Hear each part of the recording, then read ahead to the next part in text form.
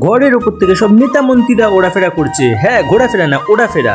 নমস্কার বন্ধুরা, আমি তোমাদের বাবুসোনা আবারও চলে এসেছি একটা ছোট্ট মিনি ব্লগ নিয়ে। দেখো, সকাল সকাল ঘুম থেকে উঠে দেখি আমার মা ছাদের উপরে আমাদের ছাদ বাগানের মধ্যে কি সব করছে, কি করছে। যুক্তি ফুল আবার হয়তো অল্প আধটু হয়েছে, মা সেগুলো পাড়া শুরু করে দিয়েছে। মা বলছে গাছের পরিচর্যা করতে হয়, যেমন আমি দেখো একটু জিমের পরিচর্যা করে নিলাম, আর আমি তো করছি শরীর চর্চা। আর এদিকে আমার ভাগনা লাকি দুজনে দেখো শরীরের উপর টর্চার করছে। হ্যাঁ, যদিও খাবার দাবার গুলো সব ছিল নিরামিষ, লাকি কাজের ওখান থেকে দিয়েছিল, ওগুলোকে রাতে এনেছিল, বাট সকালে ওরা খাচ্ছে। আর একটু খেতে খেতে পোস্ট দেখে নিল। আমি বলছি দেখ তোর ভুড়িটার কি অবস্থা। ও কে কার কথা শোনে, ও বলছে আমি আমার মতো খেয়ে যাবই, আমার ছিল ফাস্টিং তাই আমি খাইনি। তারপরে দেখো আমাদের ঘরের উপর থেকে নেতা মন্ত্রীরা ওড়াফেরা করছে, মানে প্রধানমন্ত্রী নাকি যাচ্ছে হেলিকপ্টারে করে।